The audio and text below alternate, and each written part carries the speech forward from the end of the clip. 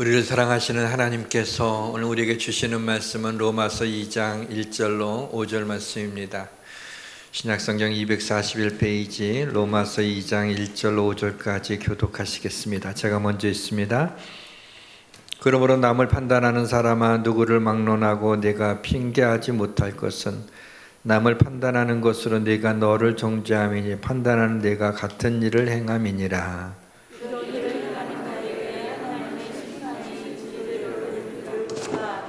이런 일을 행하는 자를 판단하고도 같은 일을 행하는 사람아, 내가 하나님의 심판을 피할 줄로 생각하느냐?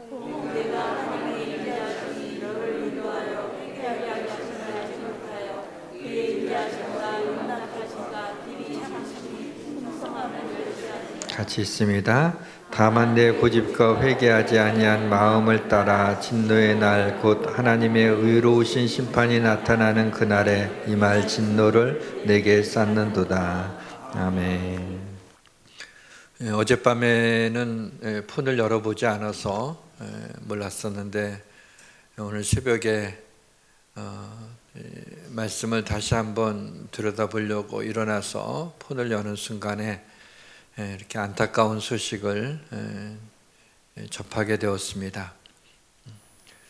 10대와 20대의 우리 젊은 우리 청년들이 그 이태원 그 해밀턴 호텔 옆 골목에, 경사진 골목에 10만 명가량이 그쪽 이태원 쪽에 모였다 그래요.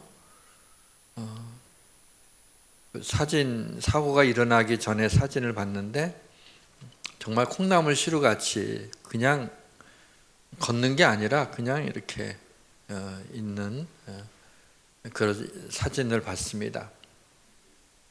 목격자들에 따르게 되면 남자 6명이 앞에 있는 여학생 2명을 어떻게 이렇게 밀었는데 빨리 가라고 밀었겠죠. 쓰러지면서 거기가 이렇게 경사가 져 있어서 좁은 골목에 가득 채워져 있다가 쓰러지면서 도미노처럼 넘어지면서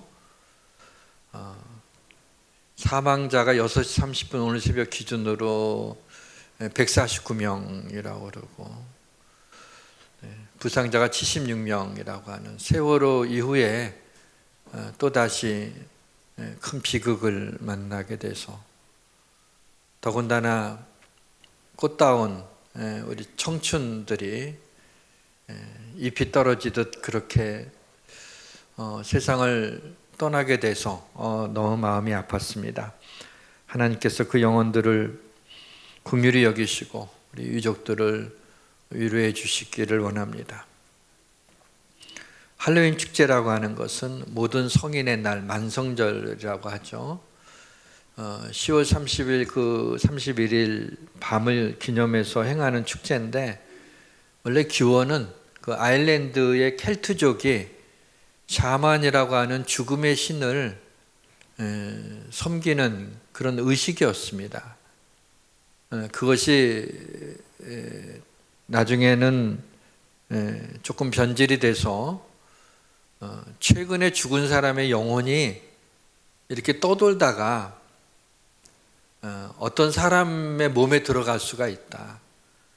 그래서 그것을 막기 위해서 이상한 복장과 변장을 하고 호박 같은 거 뒤집어 쓰고 이렇게 함으로 인해서 그 최근에 죽은 영혼이 자기 몸에 들어오지 못하도록, 그리고 소리나는 어떤 물건이 있으면 그것을 종착지에 있는 불에다가 던져서 태움으로 말미암아 들어오지 못하게 하는 어떤 그런 의식을 행하게 되었고, 오늘날에는 이게 상업적으로 변질이 돼서 그냥 우리 젊은이들이 밤을 즐기는 파티를 하고 장난스럽게 그렇게 하는 일입니다. 토요일 밤에 그렇게 이태원으로 몰려갈 수밖에 없는 우리 청년들을 생각하며 하나님 앞에 몰려오지 못하고 예배하지 못하고 그런 곳에 있는 걸 생각할 때 너무 마음이 아팠습니다. 우리 젊은이들이 하나님 앞에 돌아왔으면 좋겠습니다. 이것을 위해서 기도해 주시기를 바랍니다. 오늘 말씀은 어렵지 않은 말씀이지만 이 말씀대로 살아내기는 어려운 말씀입니다. 오늘 말씀은 우리가 잘 알고 있는 말씀이지만 우리가 너무나 쉽게 잊어버리고 살아가는 말씀입니다. 오늘 말씀은 우리가 범하기 쉬운 죄이지만 또 죄인 줄 모르고 짓는 그런 죄입니다. 오늘 말씀은 특히 목사가 범하기 쉬운 죄입니다. 목사는 자칫 성도들의 신앙을 판단하기 쉽기 때문입니다. 목사는 설교자이기에 온전한 하나님의 말씀을 전해야 하는데 이 설교자가 온전하지 못하는데 딜레마가 있습니다. 남을 판단하지 말라는 이 말씀을 어젯밤에 한참 준비하고 있는데 그냥 막 이렇게 비판하지 말고 판단하지 말고 막 이렇게 준비하는데 하나님이 이렇게 말씀하시는 것 같았어요. 너는 그래. 순간 허걱했습니다. 그리고 화살 기도를 했어요. 주여, 주의 종의 허물을 덮어주시고 주의 은혜로 저를 감추어 주옵소서 하고 기도를 드릴 수밖에 없었어요. 설교자는 하나님이 그의 옷자락으로 가려주지 않으면 단에 설 수가 없습니다. 설교자의 그 많은 허물을 성도들이 사랑으로 가려주지 않으면 단에 설 수가 없습니다. 사랑하는 성도 여러분, 온전치 못한 설교자지만 하나님의 은혜로 가려 주셔서 온전하신 하나님의 말씀이 선포될 때 믿음으로 말씀을 받아 그 말씀이 여러분의 삶을 변화시키는 그런 말씀이 되기를 주님의 이름으로 축원합니다. 모든 것이 잘 될 것입니다. 지난 시간에 살펴본 것처럼 로마서 1장은 경건하지 않은 하나님 없는 우리 인간의 21가지의 죄를 숨가쁘게 내뱉고 있습니다. 마지막 32절은 이 같은 일을 행하는 자는 사형에 해당한다 라고 그렇게 선포하고 있습니다. 너희의 죄는 사형에 해당하는 죄라고 하나님이 판결을 내리신 것입니다.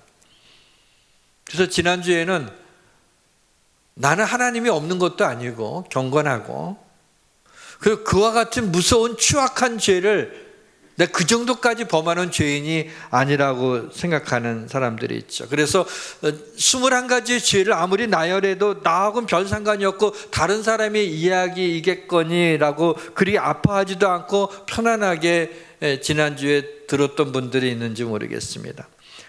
1장을 잘 읽어보게 되면 3인칭으로 나오는 걸 많이 볼 수가 있어요. 24절부터 25절을 보니까 빠짐없이 나오는 단어가 하나 있어요. 한 절도 빠짐없이 그들이라는 말이 3인칭이 계속 나오고 있는 걸 볼 수 있습니다. 근데 오늘 본문 1절에서는 근데 나는 그 정도가 아니라고 생각하는 그런 사람들을 향해서 이렇게 크게 부르고 있어요. 그러므로 남을 판단하는 사람아 그랬어요. 2장 1절에 그러므로라고 하는 이 접속사는 뭘 끌고 오는 거죠? 1장에 있는 이야기들을 끌고 온 거예요. 그와 같이 그런 죄들을 짓는 그 죄에 대한 21가지의 그 무서운 심각한 죄들을 나열하다가 1절에 그러므로라고 하면서 그거와 상관없는 게 아니라 끌고 오면서 남을 판단하는 사람아 하면서 우리에게 직격탄을 던져요. 왜냐하면 1절 하반절에 보니까 남을 판단하는 것으로 네가 너를 정죄하면 판단하는 네가 같은 일을 함이라. 2장에서는 2인칭으로 바뀌는 것을 보게 됩니다. 그동안 3인칭이었어요. 그들이었어요. 근데 네가 하면서 이제는 2인칭으로 바꾸면서 하나님이 우리에게 직접적으로 도전하고 있습니다. 남 얘기가 아니라는 얘기입니다. 신앙생활을 열심히 하는 사람들 가운데는 그래도 나는 남보다도 기도도 많이 하고 남보다도 더 성경을 많이 읽고 남보다도 더 온전하게 하나님 앞에 11조도 드리고 남보다도 더 열심으로 내가 신앙생활한다 라고 생각하는 그런 사람들이 있습니다. 또 예의도 바르고 어려운 사람을 보면 좀 도와주기도 하고 그렇게 자비를 베푸는 사람들 가운데 다른 사람들은 왜 이렇게 에티켓이 없을까? 이렇게 생각하는 사람들이 있습니다. 신앙생활을 열심히 하는 것, 또 하나님 앞에 칭찬받는 일이죠. 아주 젠틀하고 좀 자비를 베풀어 주는 것, 하나님이 기뻐하시는 일입니다. 그러면 거기서 멈춰야 돼요. 그게 아니라 이게 너는 왜 그렇게 하지 못하니 하고 남을 판단하고 비판하는 순간에 하나님 앞에서 우리도 똑같은 사람이다 라고 한다는 얘기입니다. 지금은 철야 기도를 하지 않죠. 근데 한 30년 전만 해도 금요일이면은 밤 11시에 시작해서 보통 교회가 새벽 4시까지 기도를 했어요. 목사님들이 여러분 있는 데서는 목사님들이 1시간씩 맡아서 설교하고 찬송 인도하고 기도시키고, 그렇지 않은 데서는 그냥 계속 기도하라고 새벽 기도 때까지 또 그것도 했어요. 뭐 좀 대단하죠.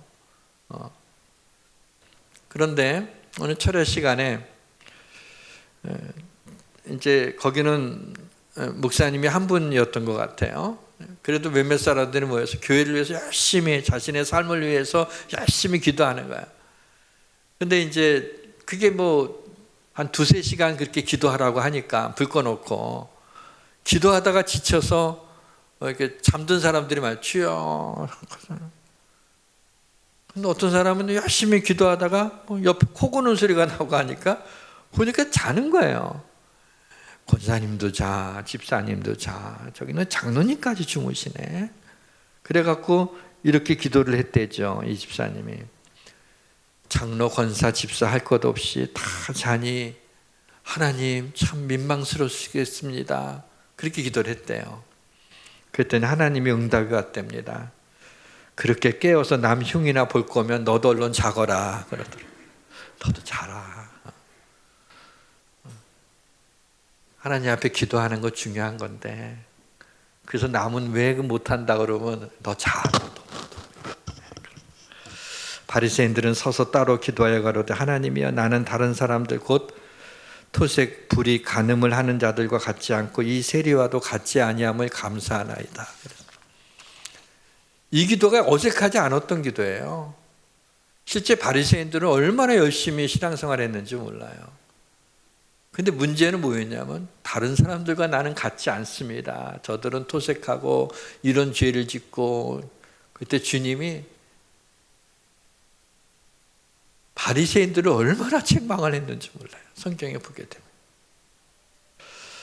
사람의 행위가 자기 보기에는 모두 깨끗하여도 여호와는 심령을 감찰하시느니라. 자기가 볼 때는 자기가 깨끗한 것 같지만 하나님이 우리 심령을 감찰하시면 그렇지 않다는 거예요.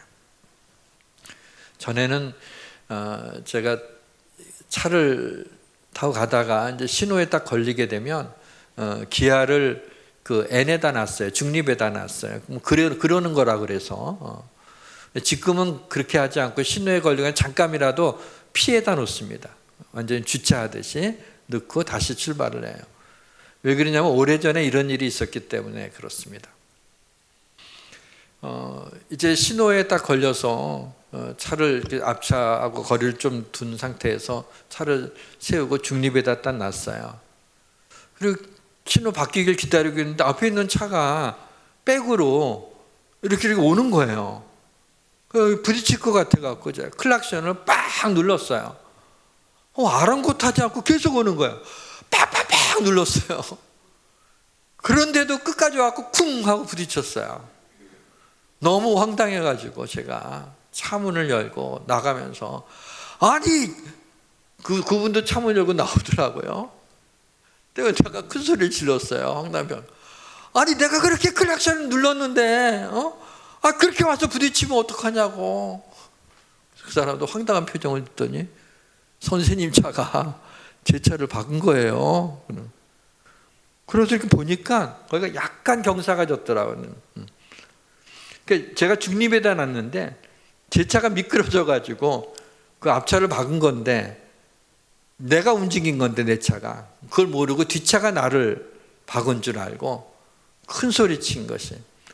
그거 보니까 그래서 얼마나 그때 부끄러웠는지. 참 그때 이런 생각, 그 다음부터는 이제 제가 피에다가 놓고 절대 차 움직이지 않게 그렇게 하곤 했습니다. 박찬욱 감독의 말이 탁 떠오르더라고요. 2005년에 그 친절한 금잔씨에서 배우 이영애 님이 그랬죠. 아주 유명한 대사를 했어요. 너나 잘하세요. 그래서 남들 뭐 할 게 아니라 정말 나나 잘해야 되겠다, 그런 생각이 들었어요. 참 성경적이다는 생각이 들었어요. 따르릉 따르릉 비켜나세요. 자전거가 나갑니다. 따르르르릉. 저기 가는 저 노인 꼬부랑 노인 우물쭈물하다가는 큰일 납니다. 여러분, 무길신 작사의 자전거라고는 동요죠. 가사는 좀 이렇게 틀린 버전들도 좀 몇 개 있더라고요, 찾아보니까. 근데 이 어릴 때는 그냥 아무 생각 없이 불렀는데 갑자기 뭐 이 동요가 생각이 나서 이게 생각해 보니까 너무 자기중심적이에요.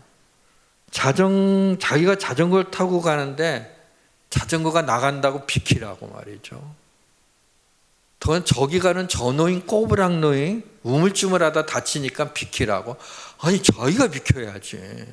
사람이 걸어가고 있는데, 더군다나 노인분이 걸어가고 있으면 자신이 조심을 해야 되는데 비키라고, 우물쭈물하면 다친다고, 그러는 가사예요. 참 교육적이지 않다, 너무 좀 자기중심적이지 않나라는 생각이 들었어요. 우리 인간은 어쩔 수 없는 죄인인 것처럼 우리 인간은 어쩔 수 없이 자기중심적이구나 라는 생각을 해봅니다. 사람 때문에 힘을 얻기도 하고요, 사람 때문에 힘들기도 합니다. 어려운 상황도 힘들지만 가까운 사람과의 불편한 관계가 더 힘든 겁니다. 많은 소유를 가지고 있어도 관계가 어려워지게 되면은 불행합니다. 관계가 힘들어지는 이유는 자기중심적이기 때문입니다. 남을 이해하고 존중하고 배려하고 사랑하지 못하기 때문이죠.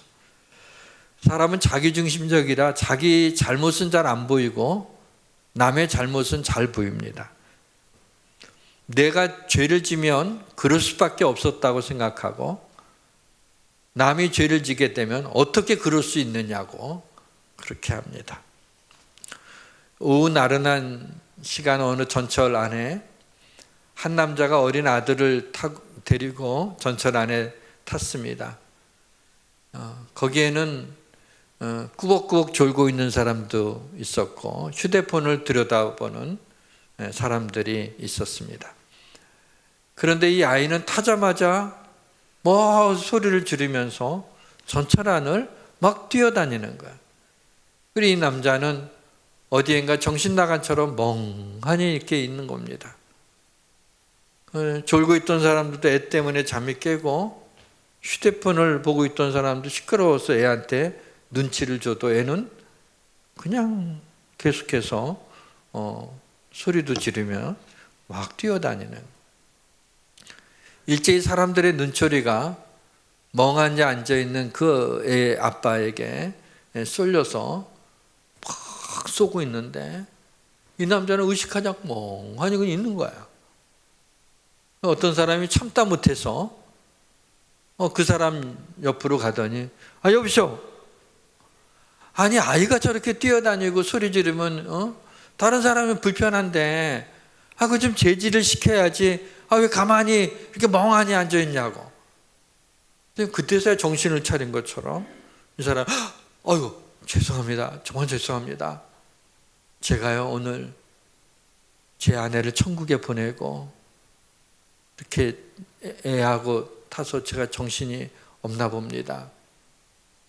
그랬더니 그렇게 큰 소리 치고 말했던 사람이 미안한 거예요. 지금 아내를 보내고 전철을 탔는데 자기가 뭐라고 한 것이 미안해서, 아이고 미안하다고 내가. 그리고 그걸 다 들었던 사람들이 전철 안에 있는데, 아이는 여전히 뛰어다니고 있는데 이제는 참 안쓰러운 마음으로 그 아이를 쳐다보고 있습니다. 여러분, 이해하면 비판할 수 없습니다. 사람을 이해하려고 들면 이해하지 못할 사람도 없습니다. 저는 목회를 하면서 많은 성도들을 만나고 어떨 때는 어떻게 집사님 어떻게 그럴 수가 있느냐고. 그래서 어쩌다가 이제 기도 제목을 얘기하고 이렇게 얘기할 수 있는 기회가 있어서 얘기하다 보게 되면 그랬구나. 내가 이렇게 판단한 것이 너무 부끄러워서 죄송한 마음이 있고 그럴 때가 많이 있었습니다. 저는 하나님이 좋아요. 하나님이 좋은 이유는 하나님은 나의 어떤 것도 다 하나님이 이해하셔요. 내가 어떤 상황에 있더라도 하나님이 이해하시고 한 번도 저를 밀어내신 적이 없어요. 언제나 하나님은 안아주시고 언제나 이해해 주시고 언제나 사랑해 주시고, 그래서 저는 하나님이 좋습니다. 오늘 본문 1절에만 판단이라는 단어가 3번이 나오죠. 판단은 나를 향해서 3가지가 있어요. 내가 나를 판단하는 것, 남이 나를 판단하는 것도 있어, 하나님이 나를 판단하는 것도 있어. 내가 나를 판단하는 것도 정확하지 않아요. 남이 나를 판단하는 것도 정확하지 않아요. 하나님이 나를 판단하는 게 제일 정확한 거예요. 내가 나를 생각하면서 바보 같은 내가 그러시면 안 돼요. 남이 나에 대해서 뭐라고 하는 거에 너무 신경 쓰지 마세요. 그게 정확하지 않아요. 하나님 앞에서 하나님이 나를 판단하는 그 말씀을 들어야 되는 거예요. 판단은 헬라어로 크리노라고 하는 단어를 씁니다. 마태복음 7장 1절과 2절에 나오는 비판도 같은 크리노입니다. 비판을 받지 아니하려고는 비판하지 말라. 너희가 비판하는 그 비판으로 너희가 비판을 받을 것이다. 너희가 헤아리는 그 헤아림으로 너희가 헤아림을 받을 것이다 그랬습니다. 그리고 7장 3절에는 어찌하여 형제의 눈 속에는 티는 보고 내 눈 속에는 들보는 깨닫지 못하느냐, 예수님이 하신 말씀이에요. 자기중심적이라는 거죠. 들보라는 게 여러분 빔입니다. 빔. 이렇게 한옥 같은 데 보게 되면요, 이렇게 통나무 같은 걸 큰 걸 이렇게 놓고 이렇게 작은 나무들을 주변 이렇게 또 사이사이 하잖아요. 근데 큰 나무들 2개가 양쪽에 이렇게 있고요. 그 다음에 이 가운데 가장 큰 그 통나무 같은 거를 놓습니다. 그거를 들보라고 얘기를 하죠. 빔인데요. 남의 눈에 있는 티가 잘 안 보이는데도 그걸 잘 봅니다. 내 눈 속에 들보가 있는데 좀 과장법을 쓰긴 한 거죠. 근데 그 들보를 깨닫지 못하는 거예요. 자기 눈에 들보가 있으면 우리는 왜곡된 시야를 갖게 되는 겁니다. 우리가 이렇게 말하죠. 제가 부족해서. 자, 어떻게 보게 되면 굉장히 겸손한 것 같아요. 그렇죠? 제가 부족해서. 그리고는 부족해서라는 말 다음에 상대방의 말을 기다리죠. 거기서 끝나지 않아요. 제가 부족해서. 그럼 뭐라고 말할지. 무슨 말을 기다릴까요? 제가 부족해서. 그래, 집사님은 좀 부족한 것 같아요. 그러면 순간에 어떤 마음이 들어요? 조금 전에 부족해서 그랬는데 그렇다고 집사님이 좀 부족한 것 같다고. 그러면 내가 뭐가 부족한데? 얼른 마음속에서 갑자기 이렇게 고개 숙이고 픽 살아나갖고 내가 뭐가 부족한데? 이렇게 조금 전에 한 말하고 틀리죠. 그러니까 그 말은 뭘 기대하고 있는 거예요? 제가 부족해서 하는 건 상대방한테 제가 부족하지 않다고 말해주세요. 그거를 기대하는 거예요. 그러니까 우리가 겸손을 가장하고 있지만, 겸손한 태도를 몸에 배이게 할 수 있지만 사실은 겸손하지 못하다는 거예요. 왜냐하면 우리 인간은 예수님 말씀대로 남의 눈에 있는 티는 보고 자기 눈에는 들보를 깨닫지 못하는 자기중심적이기 때문에 그래요. 내가 잘못한 거는 별거 아니라 그래요. 남이 잘못한 거에 대해서는 아주 심각하게 생각을 합니다. 내가 잘못한 것은 쉽게 잊어버려요. 남이 잘못한 것은 묵상하고 암송을 해갖고 안 잊어버립니다. 분별이라고 하는 것은 내가 마음속으로 어떤 거에 대해서 판단하는 걸 분별이라고 그래요. 비판이라고 하는 건 내 마음속으로 판단한 것이 내 입으로 나가는 것을 비판이라고 합니다. 우리 눈이 모든 걸 볼 수 있죠. 사람들 다 볼 수 있어요. 근데 만약에 거울이 없다면 아마 자기 눈으로 자기를 볼 수 있는 사람은 없죠. 언제 보게 되는지 아세요? 죽을 때. 딱 죽으면 그 영혼이 육체에서 빠져나와서 자기 죽은 몸을 볼 수가 있다 그러죠. 임사체험한 사람들의 얘기를 듣게 되면요. 그건 공통적인 얘기죠.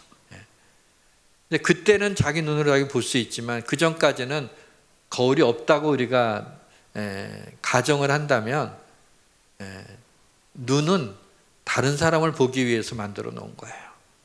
그러니까 우리는 다른 사람의 것은 잘 파악을 해요. 그 사람의 성격이 어떻고 뭐가 어떻고 근데 자기 자신은 잘 모르는 거예요. 그게 우리 인간의 모습이죠. 남을 판단하는 데 능한 사람은 자기가 지은 죄도 변호하는 데 능합니다. 본문 4절에 보게 되면 내가 죄를 졌지만 이 사람이 이렇게 변호하는 거예요. 변명하는 거예요. 하나님은 인자하시고 하나님은 모든 걸 용납하시고 하나님은 오래 참으시니까 내가 이런 죄를 져도 하나님이 그 사랑이 많으신 하나님이니까 그 괜찮단 말이죠. 그리고 회개하지 않는단 말이죠.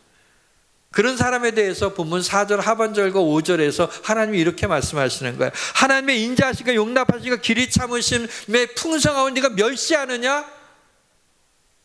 그런 하나님의 은혜와 사랑을 죄 짓는 기회로 회개하지 않고 그렇게 놔두는 그걸 하나님의 그런 은혜의 풍성함을 멸시하는 거라는 거예요. 내 고집과 회개하지 않은 마음을 따라 진노의 날 곧 하나님의 의로운 심판이 나타나는 그날에 임할 진노를 내가 알지 못하느냐. 무서운 말씀을 하고 있죠. 남을 판단하면서도 우리가 그 죄를 짓는 걸 보게 됩니다. 왜냐하면 우리는 누구나 죄인이기 때문에 그래요.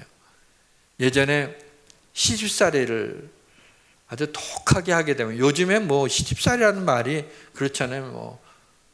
시댁에 가는 것조차도 울렁거리는데 무슨 시집살이가 얘기가 되겠어요. 근데 옛날에 시집살이는 그냥 그렇게 해야 되는 건 줄 알고 아주 호되게 시집살이한 그 며느리는 내가 시어머니가 되기만 해봐라. 절대로 안 그런다. 정말 내 딸처럼 며느리 사랑해주고 그렇게 하고 내 시집살이 정말 지긋지긋하다면 인생에 그러지 말아야지. 그런데 어떻다고 그래요? 그런 시어머님에서 시집살이 한 사람이 시어머니가 되면 마음은 그렇게 먹었는데 자기가 보고 배운 게 그거라. 똑같이 또 하게 되는 거예요. 그러니까 욕하면서 담는다 그러잖아요. 그러니까 자녀들한테 우리가 보여주는 모습을 자녀들은 그거대로 담는 거지 우리가 말하는 대로 담지를 않는 거예요.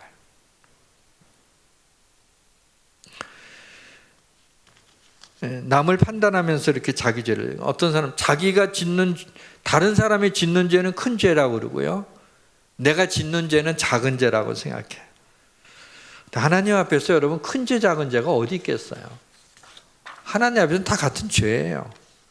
내가 어찌하여 내 형제를 비판하냐 어찌하여 내 형제를 업신여기냐 우리가 다 하나님의 심판대 앞에 서리라. 중요한 것은 다 우리 하나님의 심판대 앞에 쓴다는 거예요. 요한복음 8장에 보게 되면은 서기관과 바리새인들이 간음하다가 현장에서 잡힌 여자를 끌고 예수님 앞에 오죠. 와갖고 모세의 율법에 간음하다가 현장에 붙잡힌 이 여인에 대해서는 돌로 치라고 했습니다. 선생님은 어떻게 말씀하시겠습니까? 그랬어요. 예수님이 돌로 치라 율법대로 돌로 치라고 하게 되면 뭐예요? 죽이라는 얘기예요. 아니 사랑을 얘기하는 예수님이 어떻게 저 불쌍한 여인을 돌로 치라 죽이라고 할 수가 있냐? 이렇게 이제 올무를 거는 거고요. 만약에 그냥 좀 살려주라 용서해주라 그러면 아니 모세 하나님의 율법에 이렇게 내어 있는데 하나님의 아들이라 그러면서 그 율법을 어길 수가 있느냐?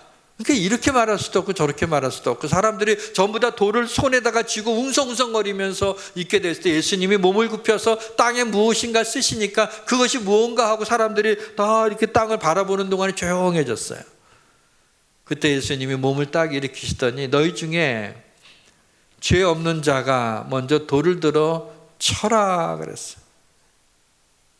돌을 들어 치라고 했으니까 율법을 어기지 않은 거죠.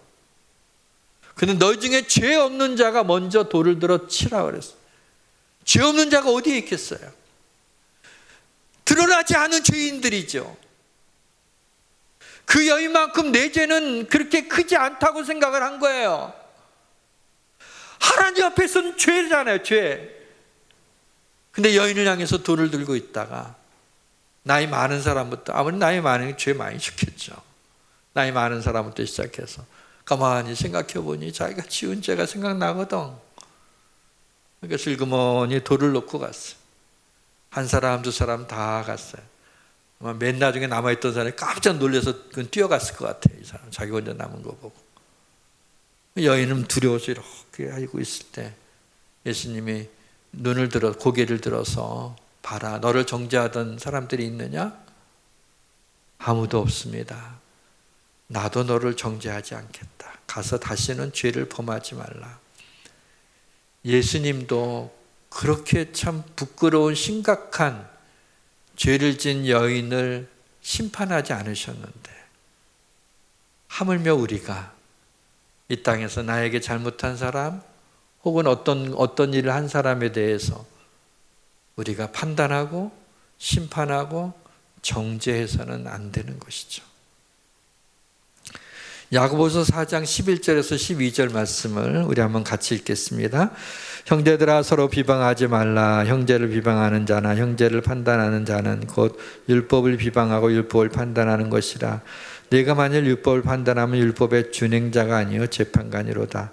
입법자와 재판관은 오직 한 분뿐이시니 능히 구원하시기도 하시며 멸하기도 하시는 너는 누구에게 이웃을 판단하느냐?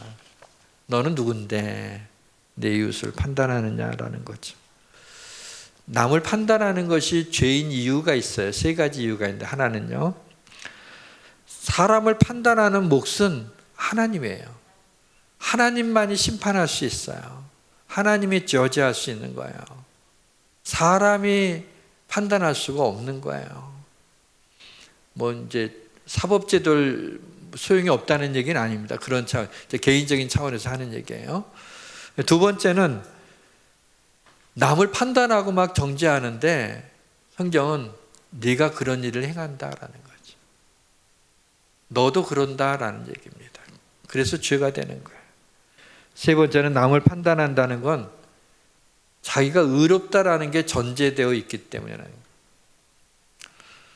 거예요. 너 아주 나쁜 놈이야. 나는 괜찮은 놈이야.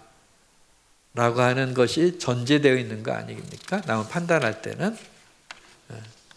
그건 교만이죠. 인터넷에 올라온 글에는요, 저는 새벽 기도 한 번도 빠지지 않는 집사님의 눈길이 무섭습니다. 11절을 꼬박꼬박 내는 신자의 눈길이 무섭습니다. 40일 금식 기도를 갔다 온 권사님의 눈길이 무섭습니까? 성도수가 제법 되는 교회 목사들이 무섭습니다. 그런 글을 썼다는 거예요. 왜 무서울까요? 신앙생활을 열심히 할수록 남을 판단하고 정죄하는 영적 함정에 빠지기가 쉽다는 얘기죠. 그렇게 해야 돼요. 열심히 기도하고 믿음 안에서 하나님께 헌신하고 그렇게 해야 돼요. 그러나 그것 때문에 교만해지면 안 돼요. 다른 사람들을 판단해서는 안 된다는 얘기죠.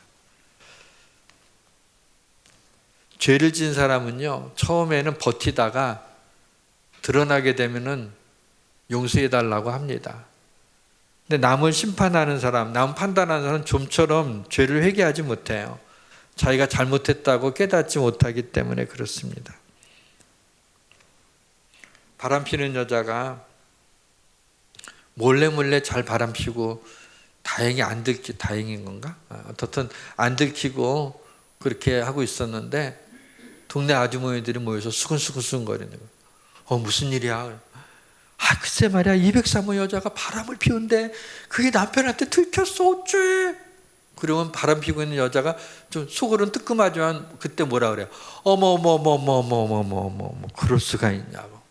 오래 살고 볼 일이라고. 오래 살지도 않았지만은 오래 살고 볼 일이라. 세상에 어떻게 그럴 수가 있느냐고 말이야. 그렇게 해갖고 아주 심하게 거기서 그렇게 해야 자기가 바람 피고 있는 게 좀 이렇게 가려질 것 같은 그런 생각이 든다는 거예요.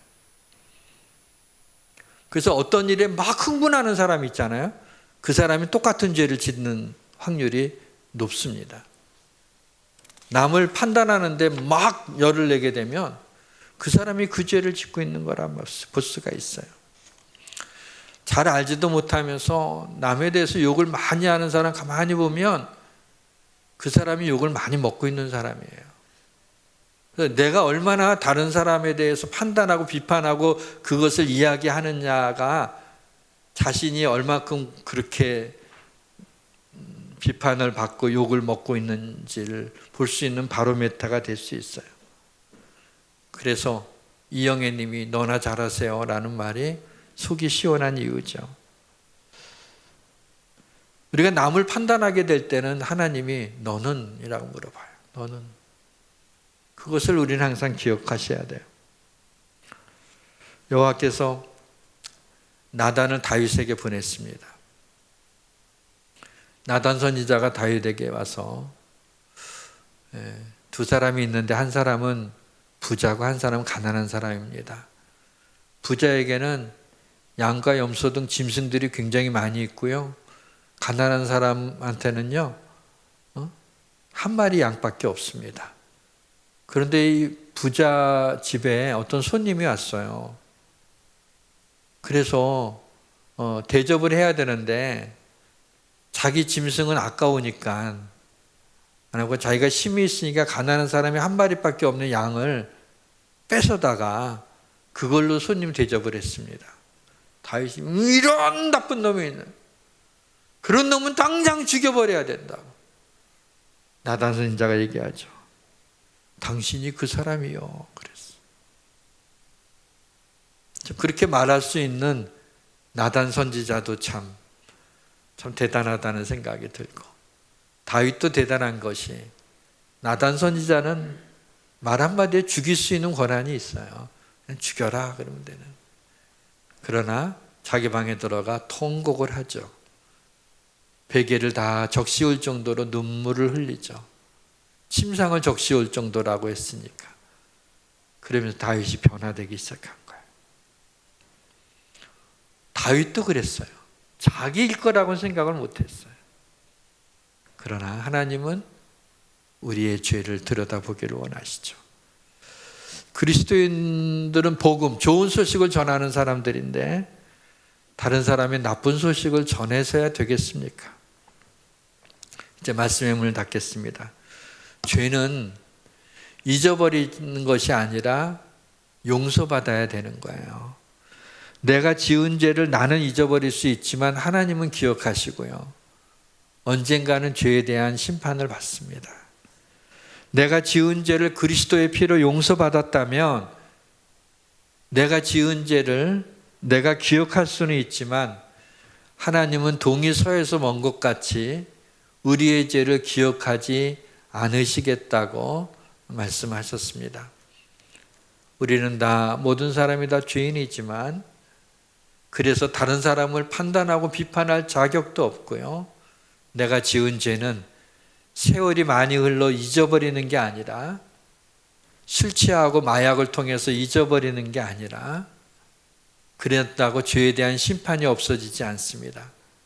그러나 어떠한 그동안에 여러분들이 어떤 죄를 졌던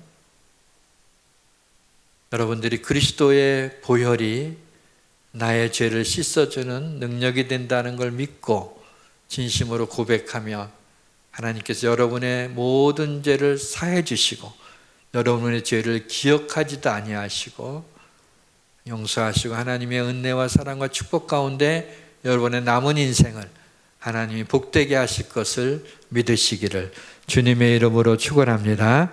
기도하겠습니다. 하나님 감사합니다. 오늘 말씀을 통해서 내 눈에 있는 들보는 보지 못하고 다른 사람의 눈에 있는 티를 바라보며 판단하고 비판했던 우리의 죄를 용서해 주시고 지금까지 우리의 모든 지은 죄 그리스도의 십자가에서 흘린 보혈로 깨끗이 씻어주시고 죄사함 받은 은혜와 사랑과 감사와 기쁨으로 이 땅을 살아내게 하여 주옵소서. 예수님의 이름으로 기도합니다. 아멘.